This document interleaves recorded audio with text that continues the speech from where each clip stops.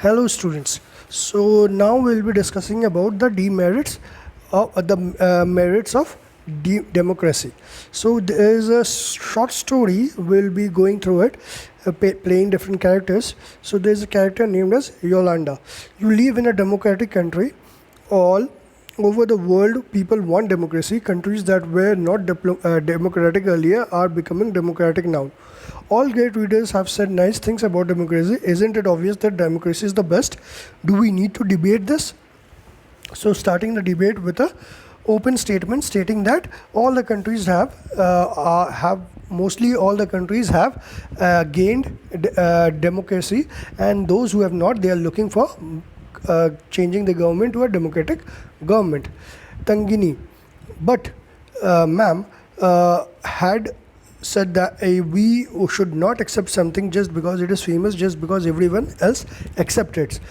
Isn't it possible that everyone is following a wrong path? Very valid point. So next is, yes, it actually is a wrong path. What has democracy brought to our country? 7 decades of democracy, and there is so much poverty in the country.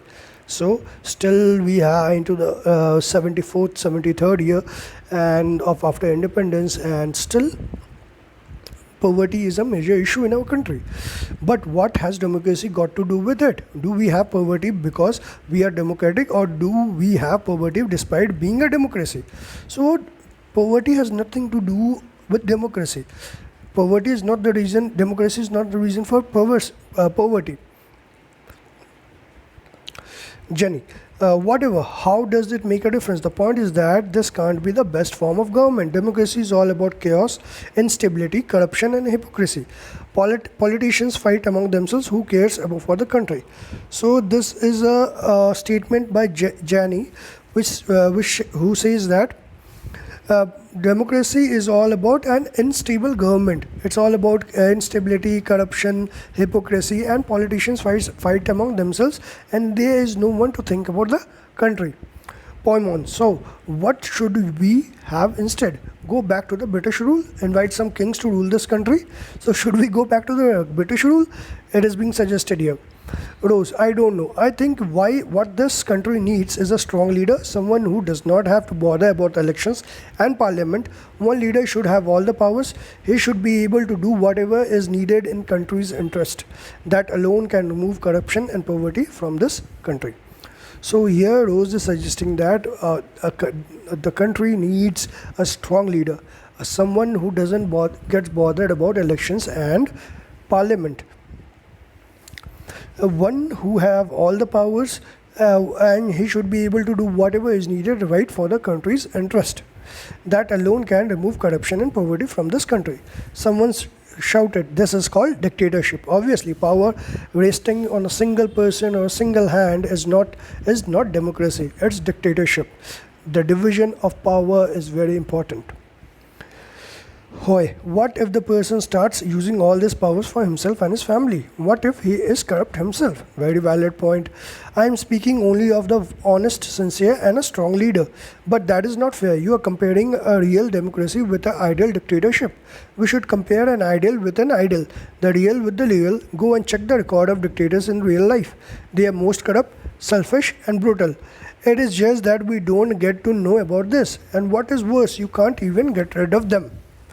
So here people have different viewpoints, and at times if you don't have dictatorship, a slight change in the philosophy or the principles of dictatorship of democracy can turn it into a dictatorship. So Madam Lingdong was listening to this discussion with interest. Now she stepped in. I was delighted to see that you all are arguing so passionately. I don't know who is right and who is wrong. That is for you to settle. But I did feel that you all wanted to speak your mind. You may have felt very bad if someone tried to stop you, or if someone punished you for saying what you felt. Would you be able to do that in a country that is not democratic? Is that a good argument for democracy? So now the teacher jumps in and she says that you all have put on a valid point and have considered all the points, all the aspects of it. But trust me, if how would you feel if someone stops you from saying anything, from sharing viewpoints or anything? would you call that country to be a democracy? So now arguments against democracy. This conversation has most of the arguments that we routinely hear against democracy. Let us go over some of these arguments. Leaders keep changing in a democracy. This leads to instability. Democracy is all about political competition and power play. There is no scope for morality. So many people have to be consulted in a democracy. That leads to delays.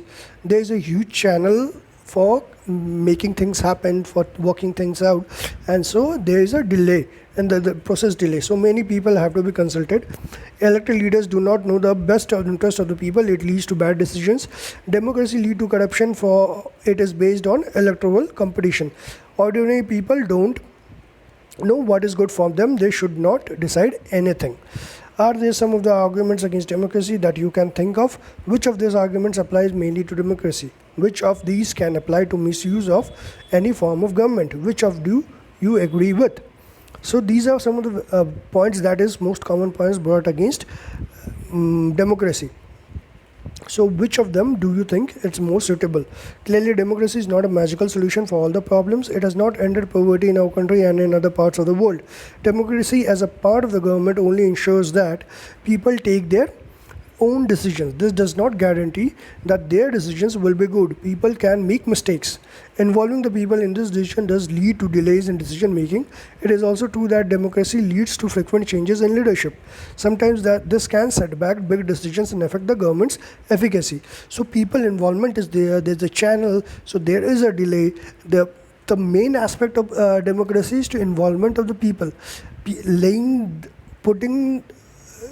giving the right of decision making, that is electing the leaders, lies on the people, and that is the main aspect. These arguments show that democracy of the kind we see may not be the ideal form of government, but that is not a question we face in real life. The real question we face is different. Is democracy better than other forms of government, and that there for us to choose from? So the question is not democracy is better or not. Democracy is the correct form of government. The question should be whether there is any other form of government better than democracy. Should we go for dictatorship, or should we go for any other form of government? Democracy of all the other form of government is better than or not. So that is the major question. So now we'll go with arguments for democracy in the next class.